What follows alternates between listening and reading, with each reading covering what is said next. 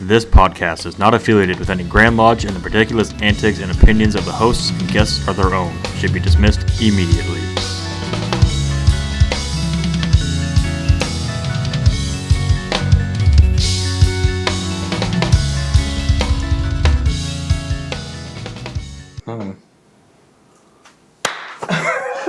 Scared me. All right, welcome to another episode of Studio 357 Masonic Podcast. The only podcast that makes you cry tears of laughter and tears of pity in the same show. Made by Masons, for Masons. Tonight we're welcoming Brother Celio Santos. Is that correct title? Yep. There? Oh no, that is not. It's Deputy Grand Custodian. Deputy Grand Custodian. Yeah, Which is a fairly new endeavor for you, right? that's correct. Okay. Yeah. We'll get to that in a few minutes. What have you been up to, Bubba? Started taking up biking to exercise, and Yeah, we did. it's He tried to been kill fun. me yesterday. With a bike. Is he riding 23 miles a day? not quite. Maybe tomorrow. Might be. We'll try. I've hit 10 miles twice already, so Well, good. we'll see. I might get on the bike. That's about it. Yeah, but his doesn't have a motor. Oh, well, I'm out. What about you, Jason? What have you been up to? Work, more work, and busy with storm cleanup. Other than that, not a whole lot. Yeah, you just got power back. Just got power back. Yes. Yep. Perfect. Grateful for that. Had to wait extra long for internet. I thought the kids were gonna, go crazy. I mean, because they didn't have internet. But And the back struggle now, is so it's all good now. real. Celia, what have you been up to? Work, playing tennis, and being involved with the lodge. Yeah. Yep. I've had a heck of a couple of weeks. We had the storm come through, and before the storm even passed, you and I were out helping neighbors drag trees off the streets, and still getting pelted with rain and danger of tree branches falling on us. But we're superheroes around here, so that's just Yeah. what we do. Yeah. No, it really wasn't a good idea to go out there and More do like that. super but dumb. some guy started to complain down the street. Oh, don't put those trees in front of my yard. They came from this guy's tree. And I was like, I'll tell you what. We can either move these branches so the neighbors can get through the neighborhood, or we can leave them right here in front of the road. I mean, it's up to you. Yeah. And he said, oh, no, I appreciate you moving them. Well, then shut up and get out of my way. Yeah.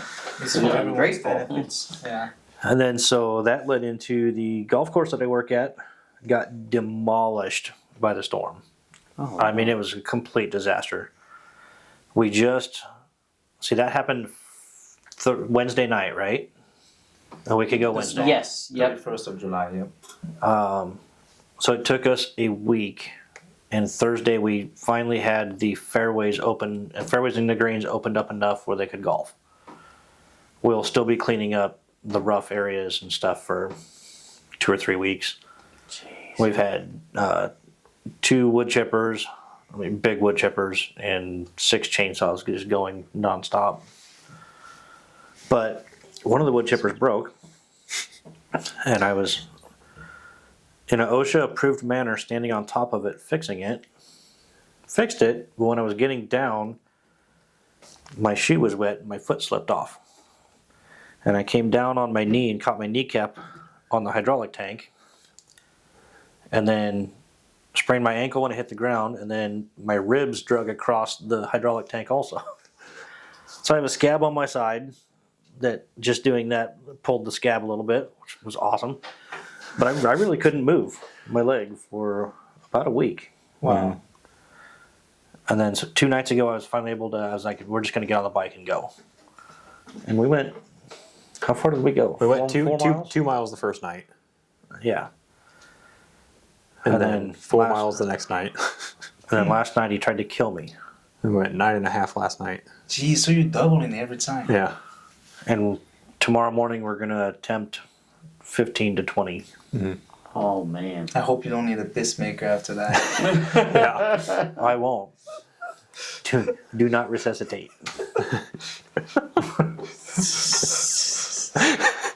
All right. On that note, That was a little morbid. Yeah. yeah, to say the least. You know what? We can eat healthy and we can do all the right things, and we're still gonna die.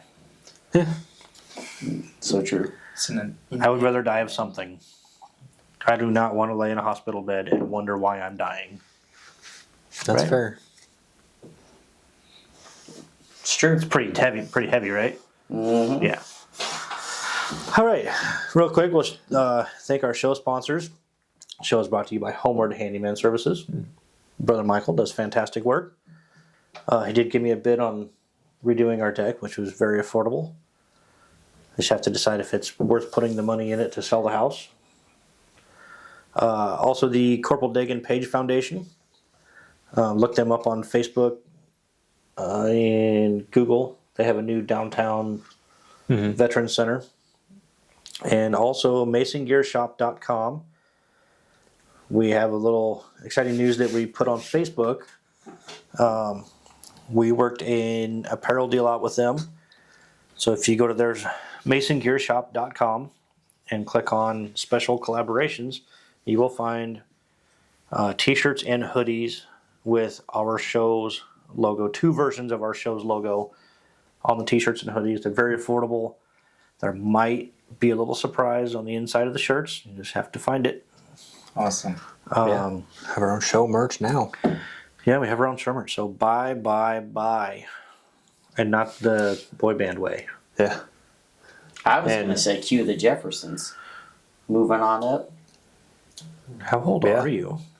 Portion of the proceeds will come back to us, and help the show keep going and Yep.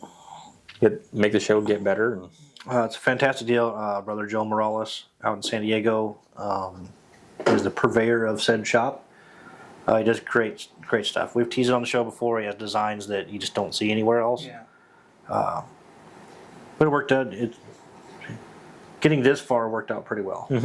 I've got I had a red shirt from Mason Gear. Is it like the surprise? Is it like inside someone's? Yep. Okay. Yep. Yeah, it's if you're a Mason, get his shirts or our shirts preferably. He does have many other designs that are fantastic. our shirts But our shirts are better. Yeah. Did you whisper? Do it again. Our shirts might be better. They are better. He's so selfless, isn't he? All right, let's jump into this. Who wants to start us off? Jason? All right, brother. What brought you to Masonry? Who, me? Yes, you. So it's a bit of a long story. The Reader's Digest version is that I was looking into different initiatic schools, and I was researching a lot in metaphysics and philosophies and then things like that, and reading about these different initiatic schools, you can't help but come across the name Freemasonry. So that's how it started. I was like curious about it, but then later on, and that would, I realized that within my family there were also people that were part of the fraternity, and there were people that I admired. So eventually I started wanting to know more about the fraternity, and ultimately when I graduated high school, I decided that one day I would become a Mason. Yeah. And so I came in Omaha 2015 and joined Freemasonry in 2019. Okay. Yep. That's awesome. That was my Nice. next question is your family history in the fraternity. Yeah, so on my dad's side, his mom's brother was a Mason. I'm not sure about her father, but she had 2 brothers actually, not just one, that were Masons. And their kids also, 2 of them were Masons. One of them is no longer among us. He passed away many years ago, but the second one is still alive. So yeah, I have uncles that are Masons. Yeah. That's awesome. Yeah. So I'm going to skip ahead a little bit. So you mentioned your family, and the accent is undeniable. So what is like? Where were you at before Omaha? Before Omaha, so I'm originally from Benin, and Benin is a small country in West Africa, right by Nigeria. Okay. Yeah. Oh, Jason's dying. Sorry, guys. It's so good. No, I would rather that thing beep than have you just fall off the stool. But the lucky is they're falling off the stool. But if I don't you know, it do, might make for good content. all of a sudden we have 4,700 new subscribers. I'll take one. I can for see the team. headline: Freemason collapses live. 500,000 views. Oh, man. Kidding, Jim. Kind of. No, I said I'll take one for the team. Oh. Okay, small country off the coast. Yep, of West Africa. Okay, Called Benin, yeah. Yeah. We just had our independence the 1st of August. really? 64 years, yeah. Yeah. But I'm also American, so Yeah. both countries are Yeah. not dear to me. But yeah, I'm originally from Benin. Yeah, You still have family there? absolutely. My mom is there, my dad is there. Yeah, and my older brother is currently there too. So yeah. Do you go back pretty often? No, I haven't I gone would say back it's gotta be a since. a long trip. Yeah, but I will hopefully eventually soon. Each year I say I hope I can go next year, and I'm not able to. But it's it's so dear to my heart, and I miss my family. So eventually, I would go. I just don't know if I'll be going by myself or with my family because I started a family of my own here. Mhm. So, but it will happen. Definitely. Yeah, it has to. We might have to do some fundraising. So was it 2015 then when you left? Yes, I left October 2015. I got here in the U.S. and then in November 2015 I came in Omaha. Oh, nice. That was Indianapolis, and then I came to Omaha. Oh yeah, way better choice. Yeah, I think so. At first I thought, after a year I'm gonna go back to Indianapolis, but no, No. I haven't left this place since. Yeah, I love Omaha. His mom, my wife, is from Indiana. Indiana? Oh Yeah, yeah. you don't want to go there. It was fun. I've only been there for a month, but it was fun. I had fun. Yeah. What part of Indiana? Indianapolis. And, Oh, Indianapolis. yeah, Okay. yeah. Just a month. It wasn't a Yeah, long that's a time. big city. Mhm. Very big city. Yeah. Yeah. So that lead us into a question from Dave. And Dave ain't even here. He's not here. No. He's in Des Moines doing something. I don't even know what it is. Oh yeah, he was asking us about Zombie Burger. They went Yeah. to Yeah, if you guys are ever in- yeah. to Ames actually, or to State Fair outside Oh, okay. of Ames. By the way, if you guys are ever in Des Moines, go to Zombie Burger. It's really good. Zombie burgers. Oh yeah. If anybody heard that, is that Zombie Burger corporate or something? Sponsor us. Yeah, but can you Grubhub something from 2.5 hours away? If corporate can figure it out. They do. Their burgers are so good. Oh yeah. You can feel your arteries clogging as you're eating it. Yeah. Like you get done just eating a burger and fries, and you get the meat sweats. I mean, it's That and Giordano's is good too down there. what is it? Giordano's, Pizza. the pizza. Oh, they have a Giordano's over there? Yep, Okay. Yep. Very good. Look at this. We're making history again on this show. All right. For a Dave question, how does Freemasonry fit?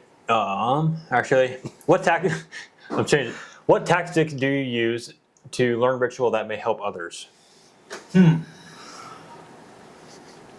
That may help others is the tricky part for me because everyone has a different way of memorizing things. Some people are really good at visualizing what they're doing or what they're saying, and that way they remember easily. Some people like to say it out loud because hearing it make them memorize it easier. I personally am a little bit of everything. I can read, and sometimes I can close my eyes and even see the page. From time to time it happens, and that way it's not literally the page, but it comes back in an image in my head, and I can go back to it. I also like to, especially with our ritual and the way it is, some of the lectures are set up. I like to visualize what is going on. You know, let's say the ES second lecture, for example. I would visualize exactly what's happening. It helps me remember the different parts. I would say that though, if I would give an advice to someone else or a tactic that would help them, I would tell them first start with every time you enlarge during a degree, be as focused as you can when you're not doing a degree and other people are presenting a degree, as if it was the first time. That was Yeah. my first technique when I joined the fraternity. I was fortunate enough that past masters at my lodge would say, it's important to travel. You got to travel and go see it again. You got to travel and go see it again. So I traveled very, very well. I won't say a whole lot, but I did a lot of travel. And so I would go in lodge, and even if I've been through the EA degree or the fellowcraft degree, I would still sit as if it was the first time and listen to it very carefully, especially when it's rendered in the best way possible. That is one way, because hearing it while you focus on it and you're giving it all your attention, you already are memorizing some of it without even noticing, because you hear it so often. Yeah. And then when you're by yourself learning chunks, you can start with the first paragraph, learn that first paragraph correctly, and then go down and learn that second paragraph also, and then put them together and do it together. Depending on how fast you can memorize, that is something that can happen in a couple hours or in a couple of days. But I think you also have to be mindful of taking breaks. Like, let's say I memorized today, the day after, and the day after that day, I'll take a break of 2 days and then go back to it. But as far as technique that worked for me, it's the technique that worked for me the most is visualizing somewhat what I am delivering while I'm delivering it. And I try to have a connection with the ritual. I don't learn or memorize a ritual just to memorize it. And maybe that also helps in memorizing better, because I learn and memorize it, but I'm also, my goal originally memorizing it was to be able to, originally when I first joined Masonry and I was told you have to memorize certain things and you can do more if you want to. My goal has always been to have it readily available so I can contemplate on it, meditate on it. And the fact that I do that helps me keep it even more in my head. So, be in communion with the ritual, read it, understand it, search things that you don't understand about it, so that you can develop it might sound weird to you, but a better relationship with it. So that you are more in symbiosis with it, because you understand where it's coming from, you have your own perception of it. All these things I think help. And find what works for you. Is it sound? Is it better for you to like hear it, and if that's the case, say it out loud so you can hear it? Do you need to visualize it? You can visualize it. There are other methods also, as the loci or loci method. People pronounce it differently, where people actually put ideas in objects and places in a room, and then walk throughout the room to remember their text or their whatever they have to memorize. My preferred method is to listen to it in lodge for 8 years and then still screw it up. I think you'll be surprised how much of what you've been hearing is actually there, and you can get in touch with it whenever you want. Yeah, it's one of those things, like I can cue people pretty good, but I don't know it. I know it, but I don't know I know it. Yeah. So, there are times where, for example, I feel like, okay, and both things happen. I'm sorry to take you on a tangent.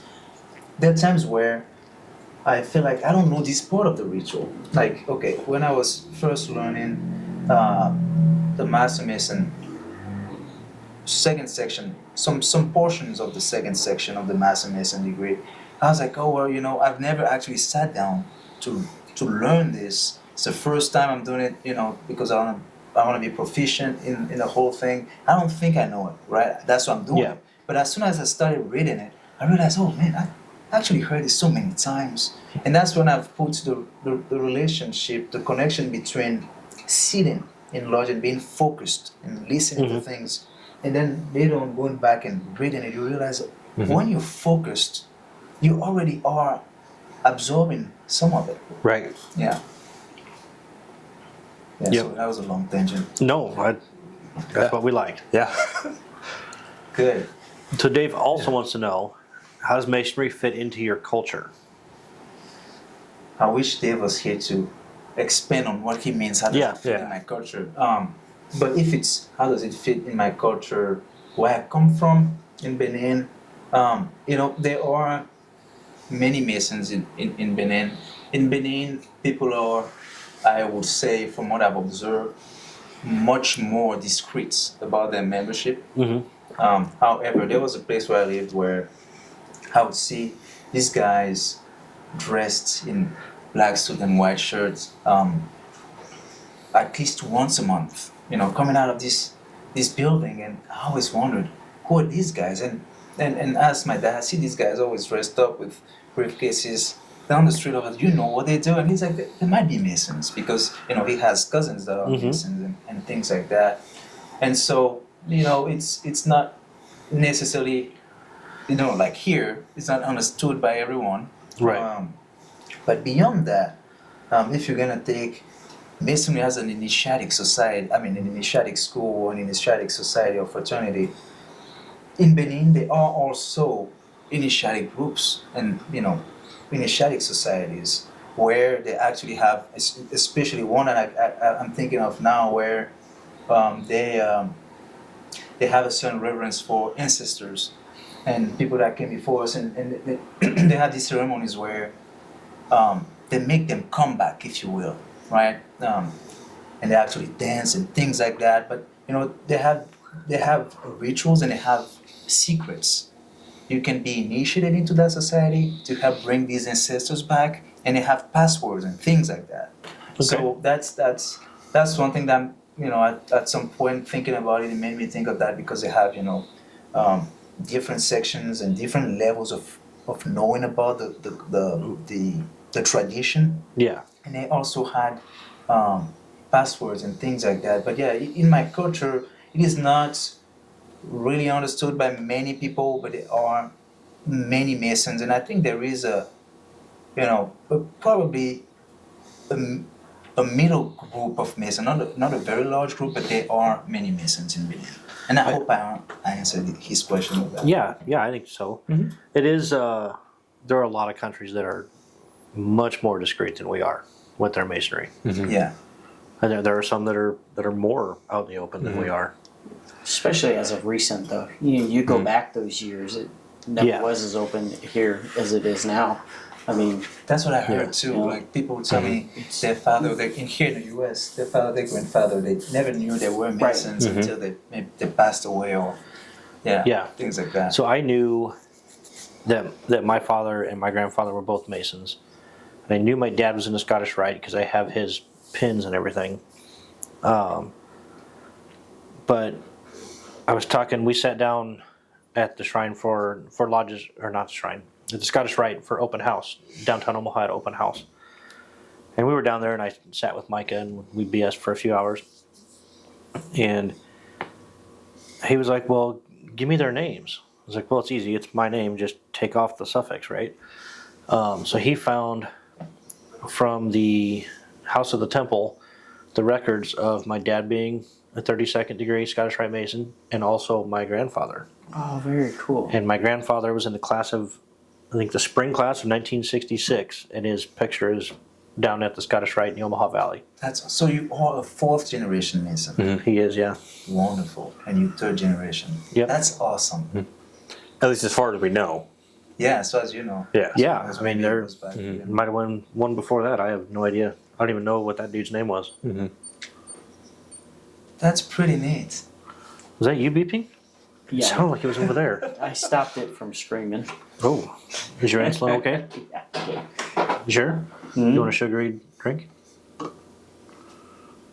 Yeah, you have a sugary drink, don't you? That's why your insulin's screaming. His pump's like, I can't keep up. Jeez. Keep it down. Yeah. Yeah. All right, bicycle Celio, ride time. let's go with what do you do in your spare time? Spare time, I play tennis. I started back up. I used to play a lot when I was a kid. I played from 8 to maybe 15 on a regular basis, tournament and things like that. But now I started back up. So I play tennis. I do yoga when I remember I need to do yoga. You remember. And I love to spend time with my daughter and take her to play or just hang out with her and listen to what she has to say. Yeah, how old is she? Like, she's 4 now. Oh, that's a fun that's age. great. Yeah. That's a fun age. It is a fun age at times. Most of the time. Yeah. Yeah. Let's see. We have time for another one before break. Yeah. Yeah. All right. What's your usual vocation? I am a buyer, so I work in procurement, Okay. and sometimes I don't know if you know what a buyer is. You buy things. Yeah, that's mostly what I do. But I buy things the right way. Like, I look for we look for but not just me, but our team look for the better price, the better deals, how it saves money for the company, and Like the most efficient way to spend your money. the most efficient way to spend the money and have how do you say this? You spend your money, but you get your stuff on time. The quality is good, so there is a quality and price relationship that has to be quality and service and price relationship that has to be there. Yeah. The quality and efficiency. Yep, quality and efficiency. Yep. I run into that a lot at work, being the equipment manager for a golf course, because I can buy a cheap part on Amazon, but I might have to change it again in 3 months. Yeah. Or I can spend 18 times as much for a green and yellow one that has John Deere on the side, but it comes with a warranty, or it's built better, or whatever. Yeah. Or sometimes you can find the aftermarket one that's built the same way, and you can get it for a quarter of the price. At the same factory. Nice. But I also have the thing of, on a golf course, the grass never stops growing. So sometimes if I can get it the next day, I'll get the cheap one just to get the machine running, but then I'll still order the high quality one. And when that comes in, I'll change it again. Because like I said, the grass doesn't stop. growing. Yeah. Yeah. But it's always neat when we drivers go by and see it all neat. Oh, does this even grow at all? Yeah, we have 14 mowers that mow every day. Wow. I mean, we're not talking little mowers like you mow your yard with either. We have 2 rough mowers that are $100,000 each, and they have 5 mower decks that all drop down. It's pretty unique equipment. And when you do that, do you think about like keeping everything on the same level and everything? Mm-hmm. Wow. Everything has to be at the same cutting height, and there's a few machines that we change the cutting heights throughout the week for different functions, different areas that they have to mow. Constantly sharpening blades and making adjustments and checking for hydraulic leaks. Very short grass is not a fan of petroleum products. Okay. Wanna play with it? It tends to turn brown, look like Yeah. shit. It's dirty. Yeah. I see. All right, we'll take a quick break, and we'll hear from Homeward Handyman Services. And when we come back, we're going to talk a little bit about conspiracies. All right. Yay. At Homeward Handyman Services, we pride ourselves on being honest and giving every job the attention it deserves. Owned and operated by a master mason with 2 decades of expertise in home repair. We are bonded and insured, and we carry the highest standards when it comes to taking care of your home. Whether you need a faucet changed or a light remodel, we can take care of your home improvement needs. Call Michael at 402-915-0824 today for a free estimate.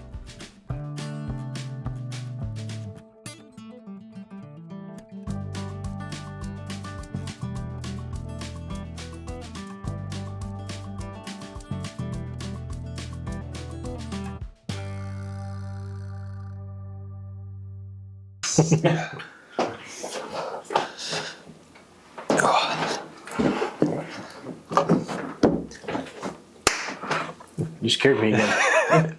All right, we're back from. I think it was a little over 30 seconds for you guys. It was a little over 30 minutes for us. It was a long break. Long break. Good breaks. Good break. Real quick, before we jump into the conspiracy thing, Yes. those of you watching have probably noticed the things on either side of us. These are. I don't know if they are the originals, but they came out of the original Beehive Lodge on South 24th Street in Omaha. and they've been sitting in storage at the Scottish Rite for at least a decade. Mm-hmm.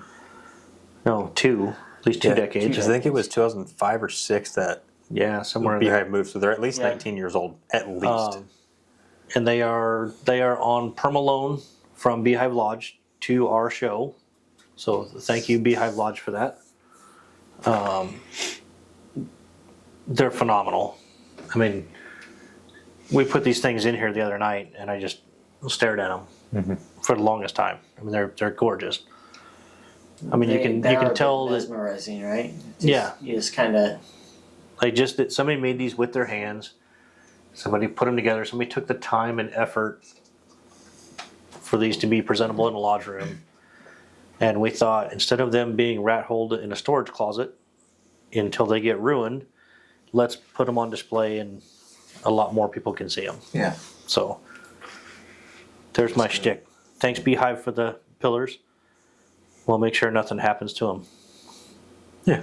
Until you get them back. And what would Studio 357 be without 2 pillars? Now you're picking up what I'm. You're smelling what I'm stepping in.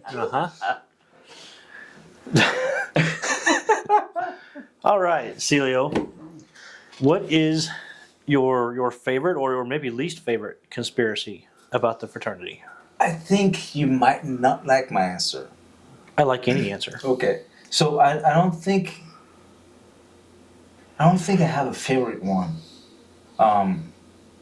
They are fascinating stories, but I've also learned to realize how much harm they can do to people and to groups of people. So I don't have one favorite one, conspiracy theory. But if I would say one that I find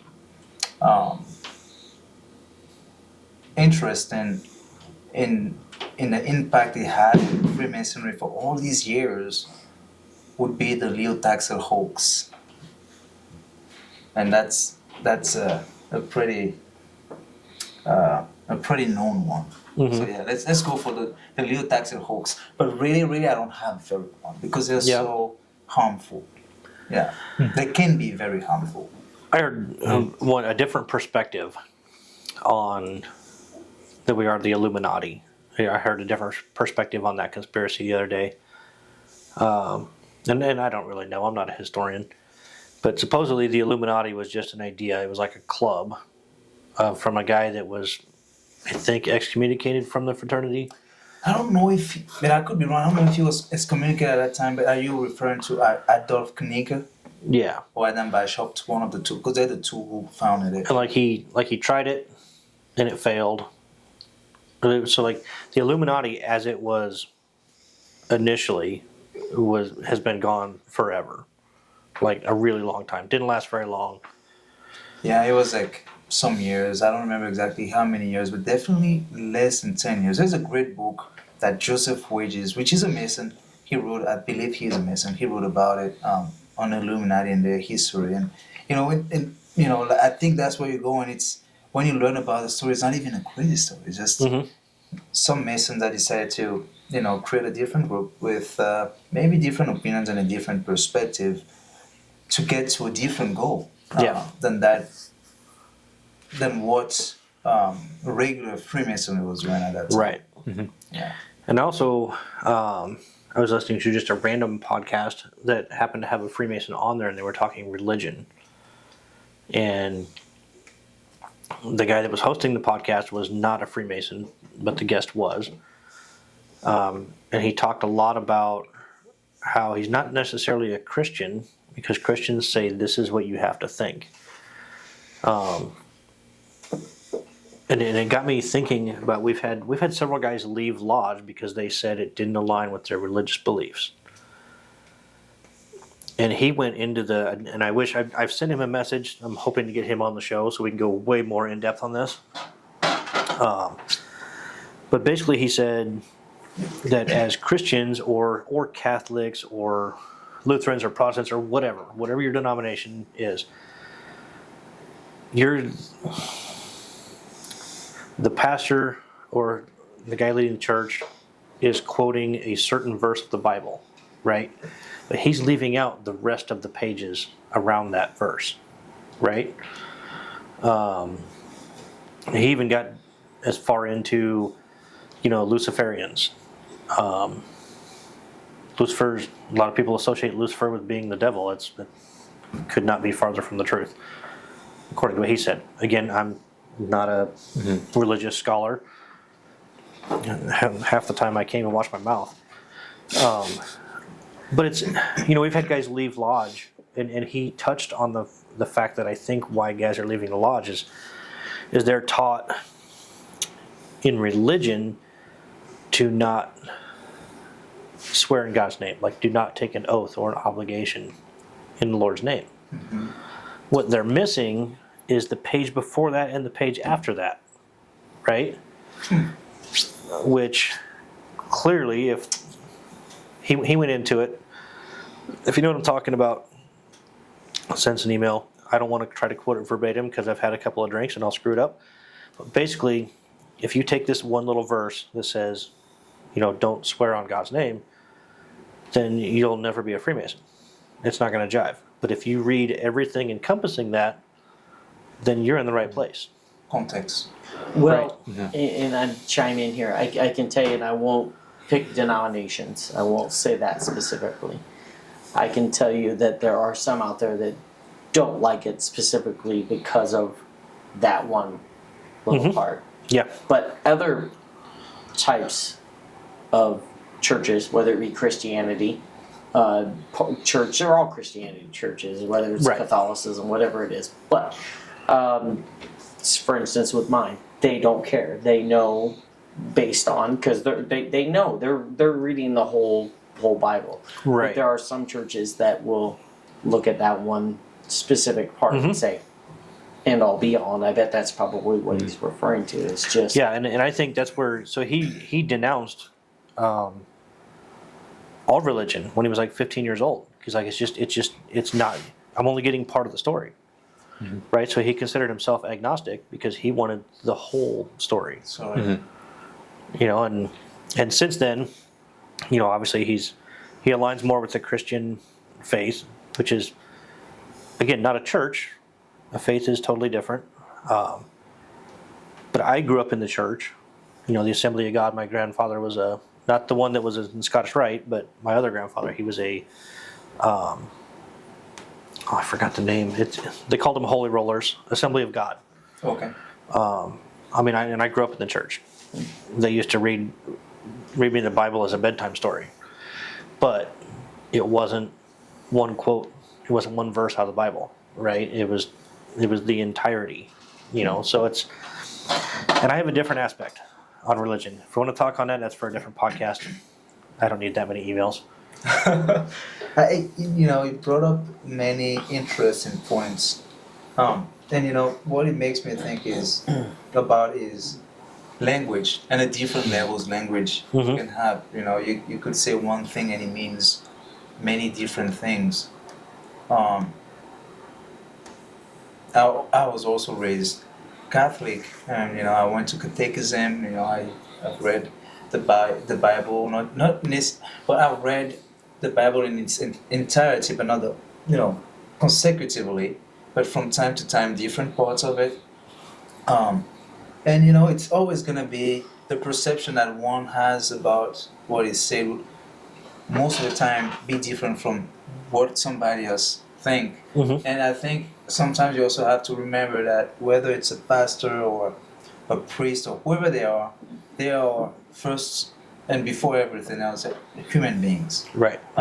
And so you have to remember that and understand things for yourself.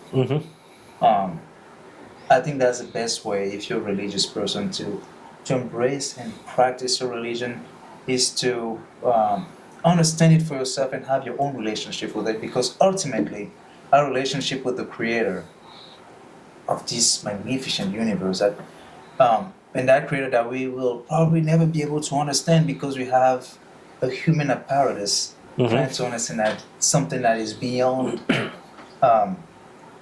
humanity. Yeah.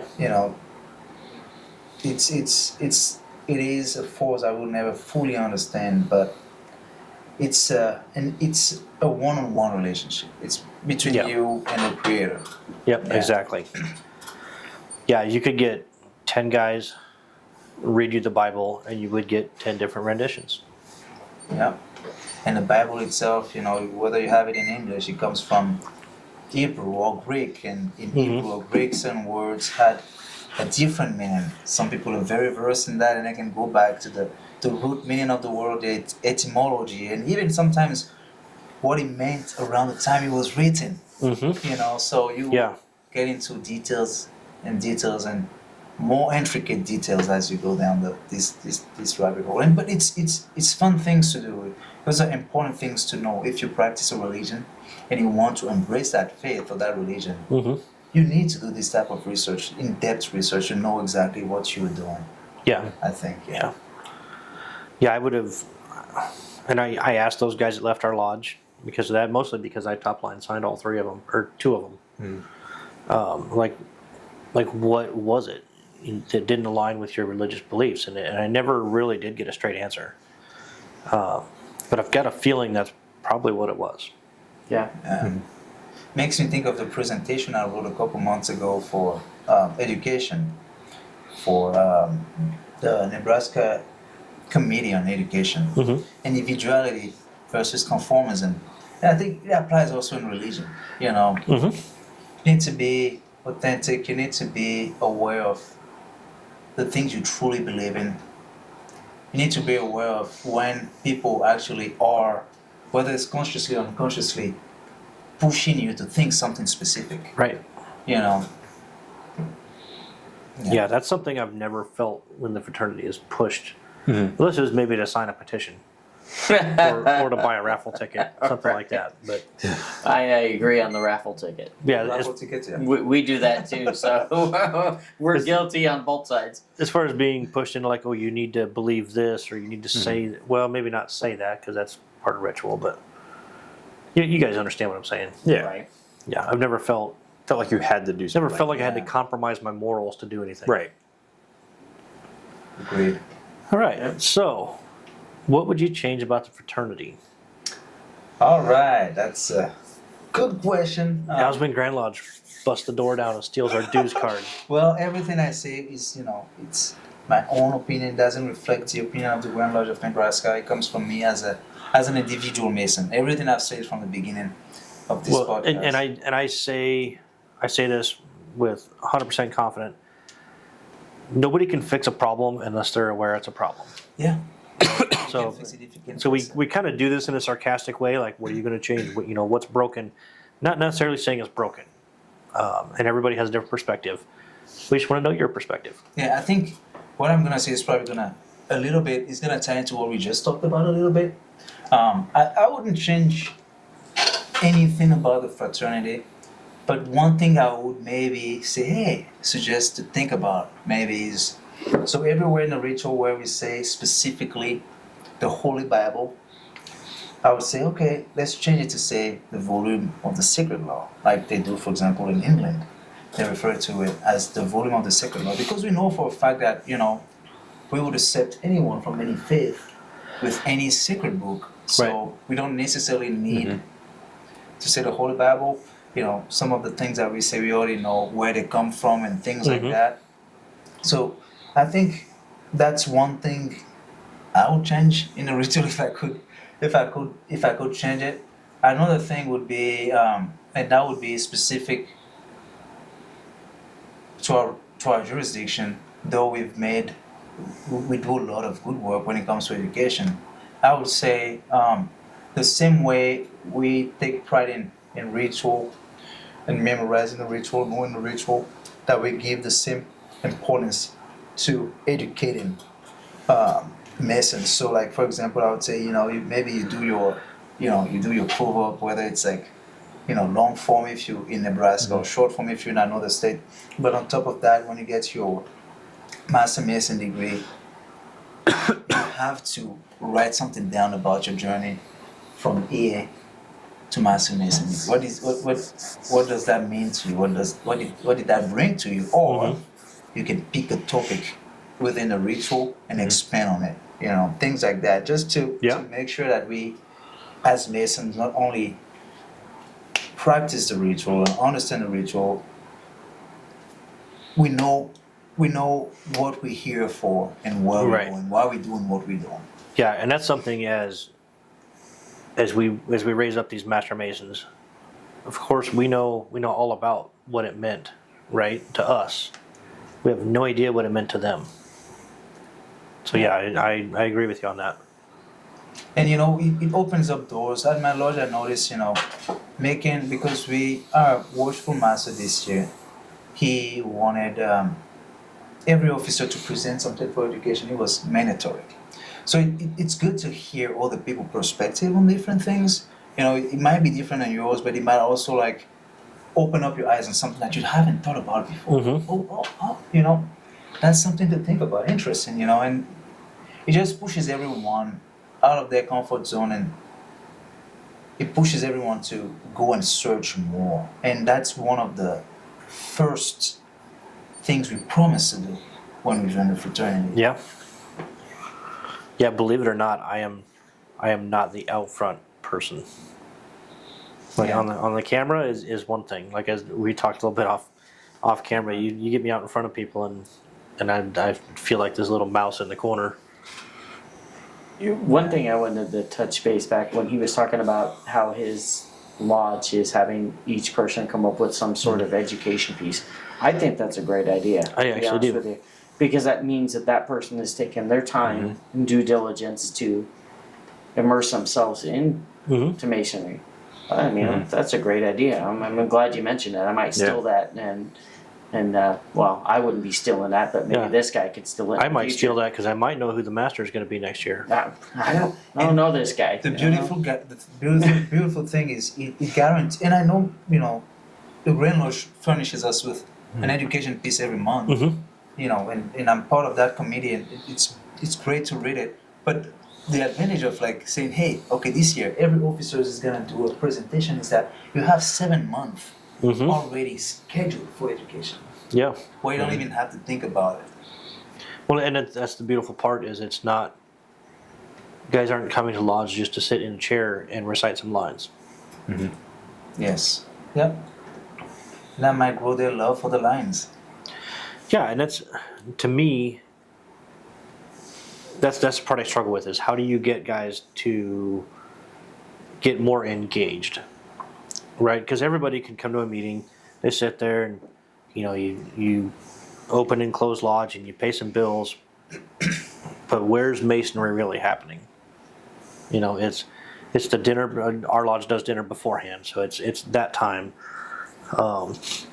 We got some guys that don't show up until like 2 minutes before the meeting starts, so they missed out on that brotherhood and that fellowship. Yeah, right. You know, and that's unfortunate.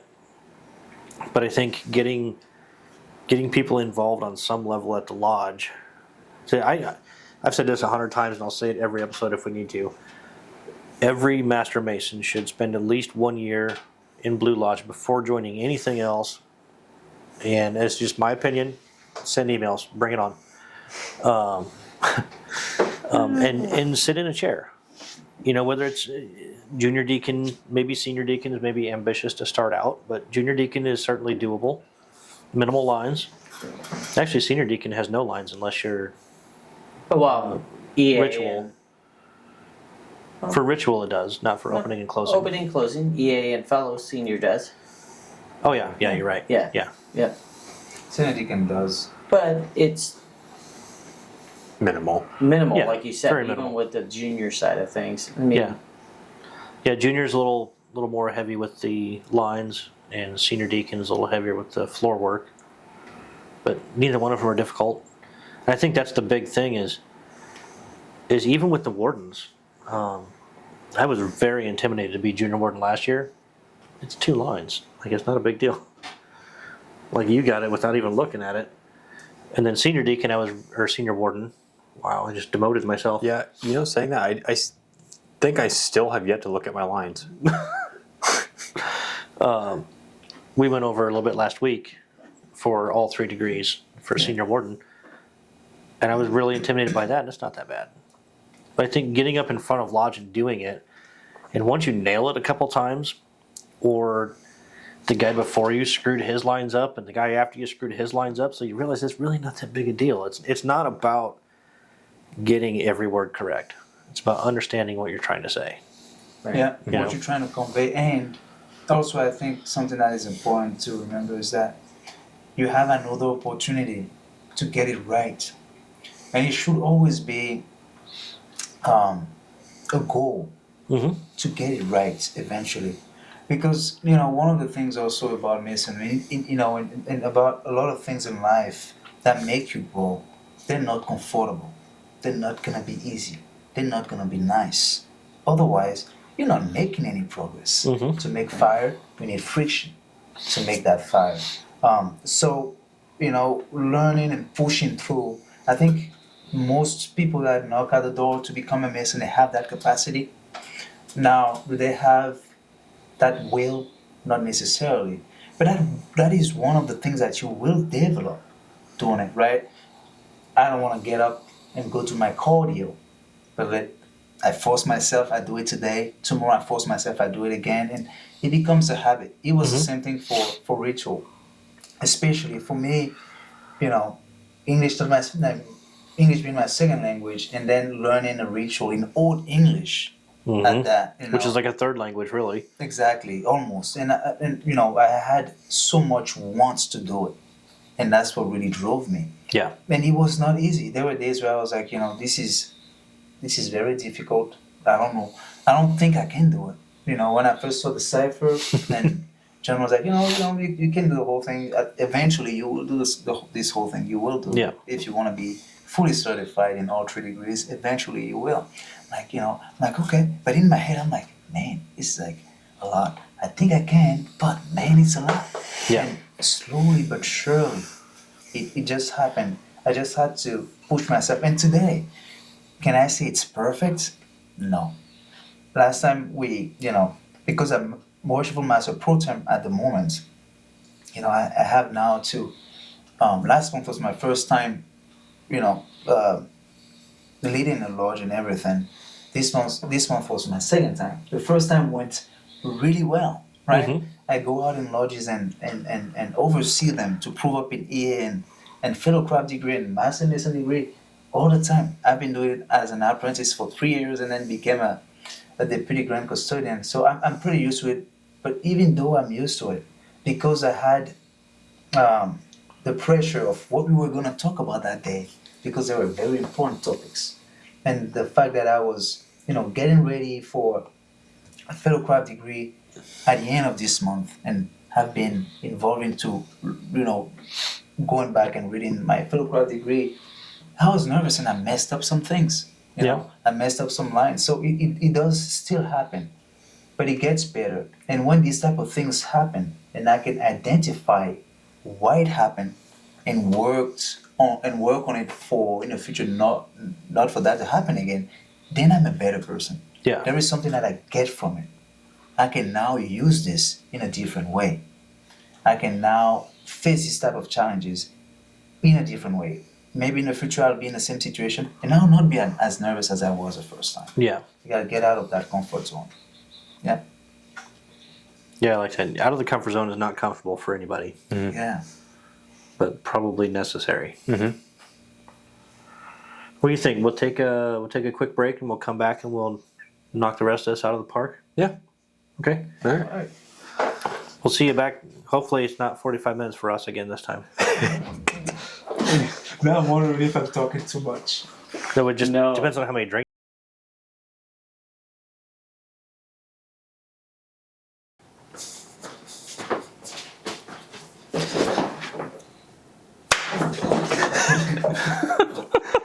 And we're back. You just didn't hear, but you saw Corporal Dagan Page Foundation.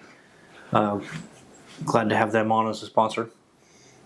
We don't charge them anything, but kind of near and dear to our hearts. Oh, thanks. Let me start that timer for you. Thanks. All right, we're back with Brother Celio. So let's go with one Mason in your career that has been a very integral part of keeping you going in masonry? Worshipful brother John Diamond. I had a feeling you were going to go there. Yeah, there's no hesitation for me. If I have to pick one Mason, because there are many Masons that have been positive influences, but one Mason that has been an integral part in supporting my journey would be Worshipful Brother John Diamond, because it's all around 360, not just in Masonry, but he's been an advisor, a mentor in so many different aspects of my life. Mhm. Yep. Yeah, he kind of seems. I mean, I don't know him at length at all, but he seems like the guy that would just kind of, if he sees you need help, he's just going to help you. Yep, he's gonna be there for you. Mhm. Yeah. Very candid, very thoughtful in the way he does things, very observant, and I could see that. very much leading by example.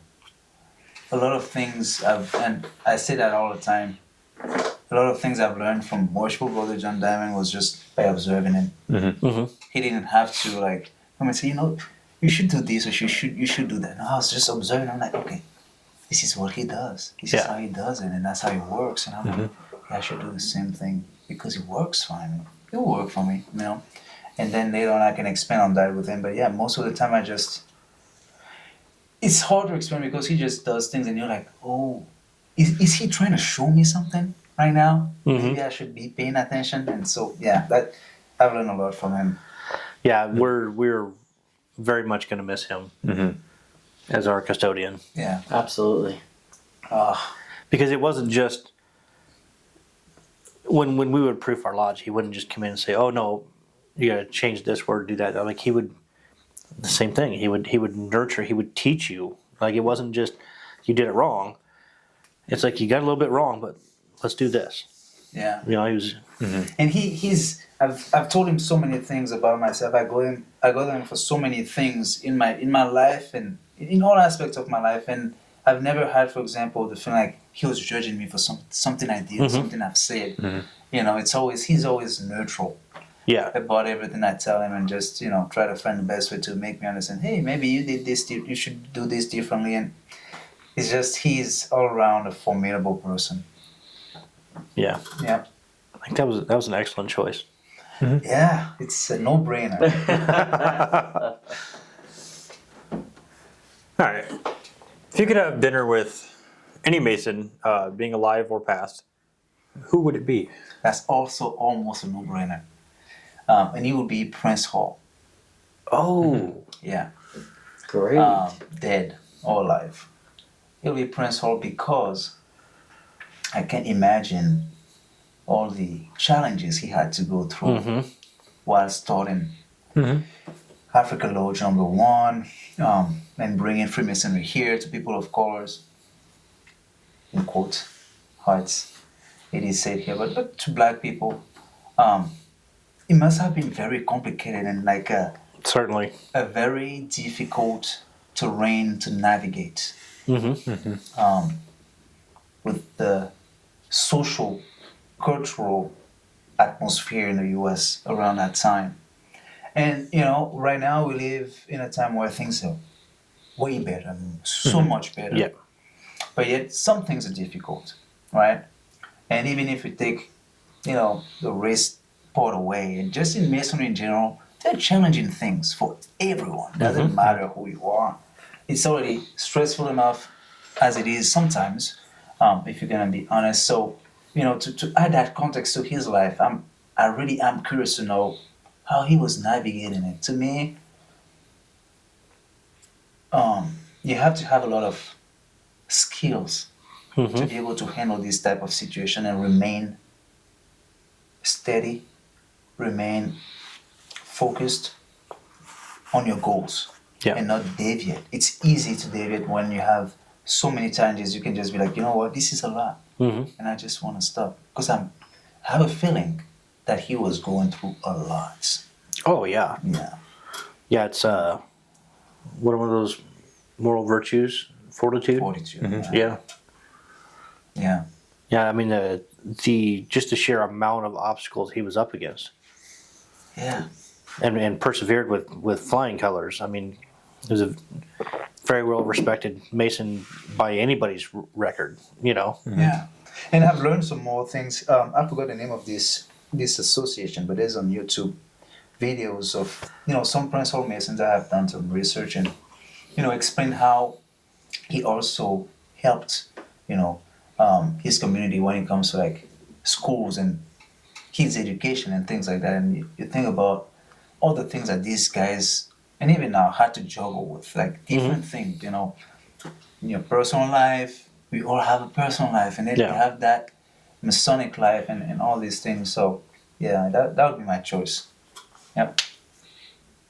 Yeah, I think that's an excellent choice on that as well. Yeah.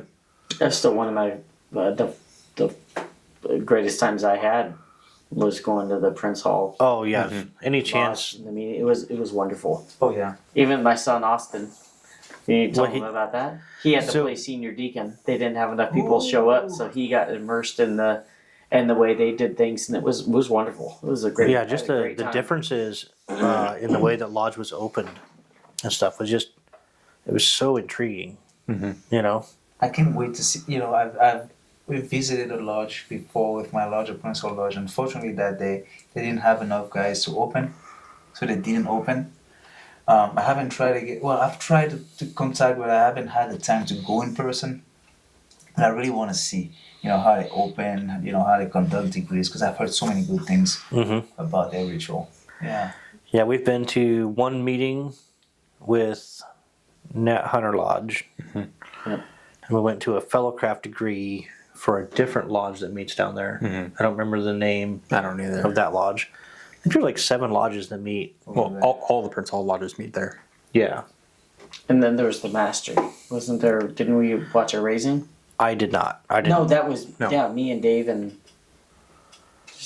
Did they raise somebody there I already? thought we Yeah, had a raising there. Oh, did we miss didn't- that? Yeah, we missed that. I wanted to Why watch do they that. have one? Unbelievable. Ralph Ashler, if I'm not mistaken. There's a Ralph Ashler Lodge over there. Is there a Nat King Cole Lodge over there? Nat Hunter. Nat Hunter. Okay, it's Yeah. a Nat something. Okay. I'm glad someone is there to correct me. But no, it's It was great. it's fascinating. I mean, as always, they're so welcoming and accommodating. Yeah. It's just it's. I like to go to every lodge and see just the different ways that things are done. Yeah. Yeah. Don't get much of a chance to. Maybe we'll do some traveling next year. Have you guys been to Iowa? No. No. You haven't seen that? No, that was on the list with Austin. He actually had that on the list, but nobody could go. Ah. It was one of those that was scheduled, but we couldn't. What's that? Hubaya Lodge? I've heard. Yeah, that's Virtual Religion, second lodge. So he's a pro member over there. Beautiful lodge room, like huge lodge room, like a little bigger than Mercer. Yeah. Yeah, and different way of doing the degrees. When they bring the candidate to like different things they do, it's beautiful, and they hold their rods differently. Yeah, it's nice to go and see different degrees when it's a different ritual. I would love to go south to see how it is done in Louisiana, for example. Yeah. Yeah, and I miss the Oklahoma degree team that Yep. came here to do the I know, I missed that too. I know Tommy went. I think we were recording a show when that happened or something.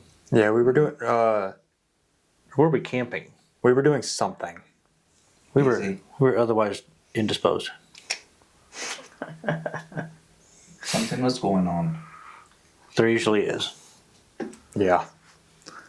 We're busy. We're busy. A lot. Well, did you guys come up with something to talk about? Well, we'll put him on the spot first and see if Oh. he has anything All that right. that he would like to talk about. Okay.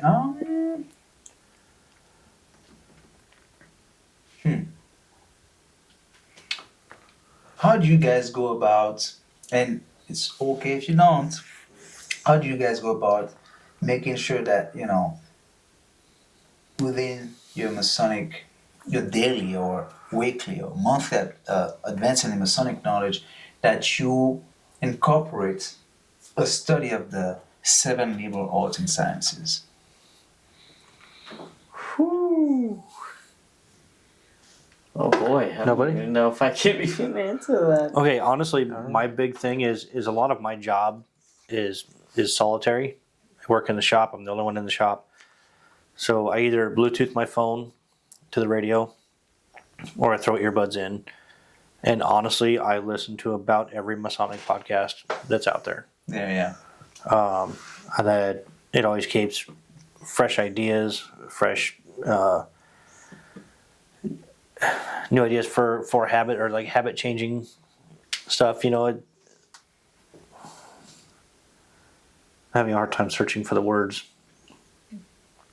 Keeps masonry fresh on the top of my brain. Yeah. Always present. Yeah, always present. In that aspect, did you bring that up when I'm at work and I have free time? I do a lot of searching online just to see what people's thoughts are. Does that make sense? Mm-hmm. Just to see what everyone else thinks of masonry. Not that I Yeah. care what others think of it, because it's all about what we do as a Yeah, brotherhood. but it is nice But to it's get nice other to people's see what it's perspectives. about. So I mean, in that aspect, I think it's kind of what I do when I've got free time, just to see what the world thinks of us. And from what I've noticed, there's still so much misconception out there. It's Yeah. unreal. It's unreal, which is unfortunate Yeah. because I mean, if they really knew what we were as a fraternity, Yeah. they would think we was all a bunch of good guys. Yeah. And it's just, you know. Yeah. If they really knew that there were no real big secrets.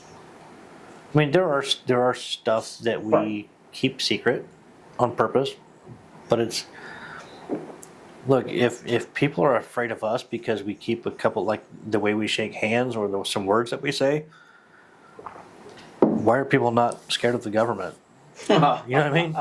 Or even upper management in the business that they work at. Like as far as on the level of keeping secrets, we're way down here, man. Right. And I mean- where has privacy gone, or Yeah. discretion? There are things that you don't want to share with everyone. And if, for example, in our instance, if we have method of recognition of each other's, I wouldn't want everyone to know it, because Right. I wouldn't want someone that could be nefarious to me or to my loved Mhm. ones to be able to infiltrate a lodge or Yeah. things like that. So it's unfortunate, and it's a lot of things are based on ignorance. Yes. Just plainly Yep. ignorance. I don't think you've answered. What do you do? This is my own ignorance, but I don't know what the 7 are. But, Yeah. So where I come from, you have a say where they say la charité bien ordonnée commence par soi-même. I was gonna say the same thing. To try to translate in English is well-ordered charity starts with yourself. So meaning if you're asking for something, or you're saying people should do something, you should show that you can do it yourself first. So in this instance, I should be normally answering a question first. But what I do is I try to find, so grammar could be reading, and learning new words and new expressions.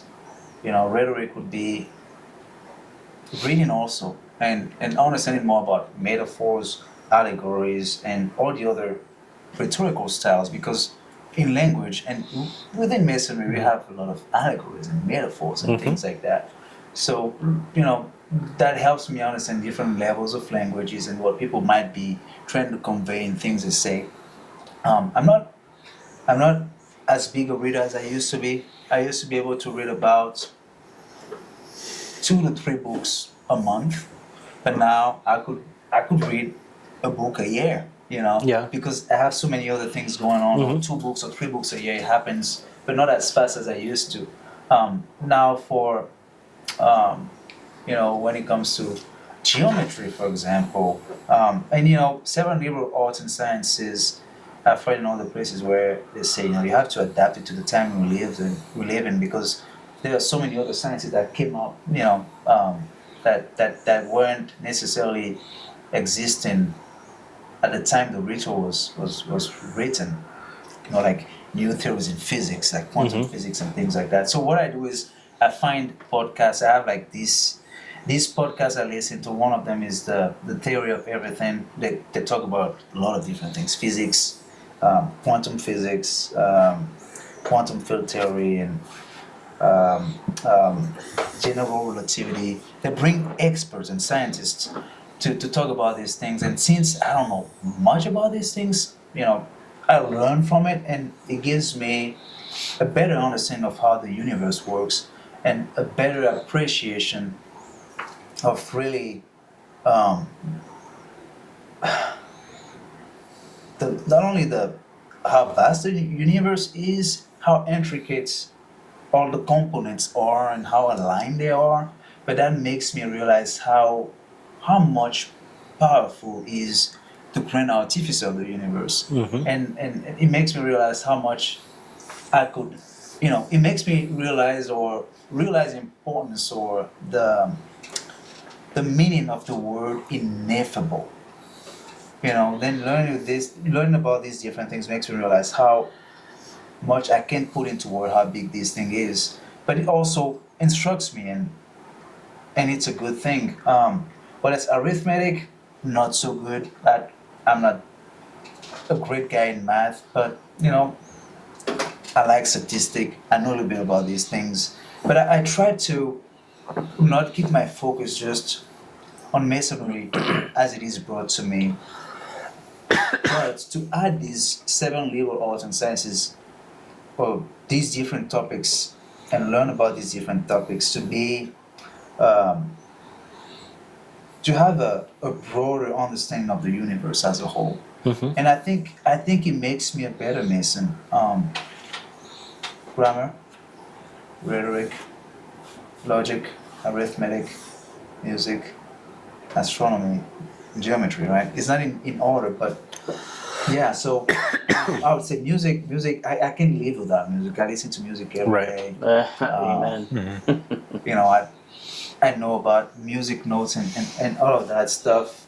Music is very inspiring. But what I'm trying to get at is like, we have to keep on searching, not only for meaning for ourselves, but how do the thing around us work, and just to be cultivated men, all around cultivated men. I think it's very important. That's why I asked that. So Yeah, I think as much as we all like to teach, we also need to be good in the students as well. yeah. Yeah, I haven't really thought of any of that. Yeah. Maybe you should pay attention next time during degree work. Just busting your balls. You've got us all like, oh, It's a good thing. Yeah, oh yeah, Yeah. absolutely. It's a good thing. Yeah, it's back to that thing that I was talking about earlier about attention span. Oh yeah, you don't have one. It's a muscle. It's a muscle. You can work it. Yeah. It's funny you say that, because I was going to say his attention span is about as long as his. Well, maybe longer. Okay, upcoming events. Wow. It's going off the rails. Yeah, Runs in the family. took longer than normal. Yeah, you get it from your grandpa. So upcoming events, we've got a comedy night and barn dance on the 17th. 17th, yes. That's at the Shrine. Tyrell Frazier and Richard Reese. Yeah, we had to change one of the comics. One of them backed out. Probably because he can make more money somewhere else. Whatever. He said, "Screw this charity thing." Yeah, that's kind of what it feels like. Yeah, it is what it is. So guys, Hey. they'll tell jokes. It'll be funny. It's gonna be great regardless. Yeah. You know why? Because we're bartending. Mm-hmm. Sweet. Hell yeah. I can't wait for that. Hey, here's one thing on the record. I'll be there. Don't pass out. It's open to the public. Yes. Yes. Yeah. Anybody and everybody It's buy a ticket, come. $25. Smoked pork chop dinner beforehand. 25 buckets Meeting. if you buy a ticket ahead of time. Ahead of time, 30 at the door. Thank you. Okay. Smoked pork chop dinner, comedians, and then a dance DJ, live DJ, and dance afterwards. And it's tangiershrine.com. Yep. You can buy your tickets there, or just Google Tangier Shrine. Or reach out to one of us. Yep. Off For of, me, it's gonna be easy. Yeah. off of You 84th guys and Center. Yep, it's gonna be good. And so we'll do the dinner, and then following dinner we will have the comedians. Well, there'll be a happy hour. Sorry, happy hour to begin with. Then we'll serve dinner. Then the comedians will perform, and then after the comedians, they will do the barn dance. It's basically just I don't even know if they're doing a live band. That part I'm not sure. It's of. just a DJ. Okay, so they'll do a DJ. They'll pull the lights down and the main floor at Tangier. They'll pull the tables back and have the dance floor going. And It's they, always a good time. they are doing dance lessons on Wednesdays. Free will donation Yeah. to the instructor. I think it's 6:00. What type of dancing? I think it's It's- line dancing. It's line. Okay. Yeah, I love dancing. I do too. It's just usually because I've drank too much. Yeah. Yeah, I don't And dance. you're the guy in the middle going the opposite direction. Yes. Yes. Yeah, me Yeah. too. Look, everybody else in this room is getting this wrong. I know what I'm doing. That's what Let's see. What else is notable? Go to masongearshop.com and get your Studio 357 Masonic podcast swag. Mm-hmm. A portion of the proceeds come directly to us. So that's awesome. And they have a lot of other great designs. We mentioned that earlier. You guys got anything else that you need that I don't have on here? I got one thing. Yeah. We have a Masonic Education Symposium on the 24th of August at John J. Mercer Lodge, 5903 Maple Street. And all Masons in good standing are invited. We'll have 3 speakers that day. Nice. Okay. What time is that? Oh, 9 a.m., 9 to 12 p.m. Okay. Yep, and there'll be Perfect. food, free will donation basket, and we'll probably have maybe a couple breaks in between presentations. So, Sounds like a good time. it'll be a good time. Let's see, what else do we have? If you or someone you know would like to be a guest, please send us an email at studio357podcast@gmail.com.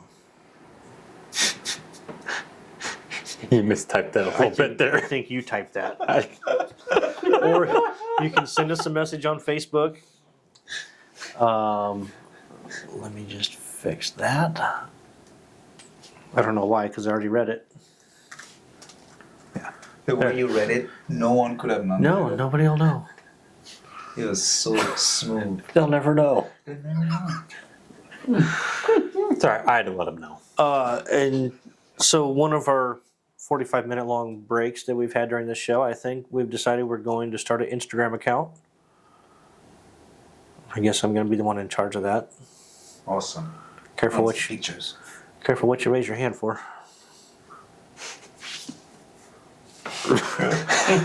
What else we got coming up? You're going to kill me on the bike tomorrow. Yep. How many miles did you say? We're gonna 15 to 20? We're going to shoot for we're going to shoot for 20. I'm shooting for 15 because I'm old and fat. After 15, you're like, hey, bye. See you at home. I'm shooting for over 20. It's one of those things. Last night, my pride got in the way, and he was like, "We can turn around." I was like, "Keep going, whippersnapper." And we get to like mile 7. He's like, "How do you feel?" And I was like, "Oh, it's the same as I felt at mile 5." And he's like, "Is that good or bad?" Is it worse than running? No, it's No. so much easier on my knees. Okay. I used to have a bike, but I was living around Maple Street, and do you know that hill on 120th and Yeah. 4th going on come and go? Yep. Jeez, man. I know. I I live at about really 90th and Maple, remember Fort, this. between Fort Maple and Fort. So I've been up that way with Yeah, two he lives guys. in Keystone. Yeah. Oh, okay. Yeah. You know, the bicycle was not as good, No. and going up that hill was the most painful thing I've ever done. I'll just get down and push the bike. Yeah, I mean, I was way younger. I was like 23, 24. yeah. But yet, I was like, man, I'm not doing this. No, some of the places we ride they can get brutal. Yeah. There are hills in Nebraska.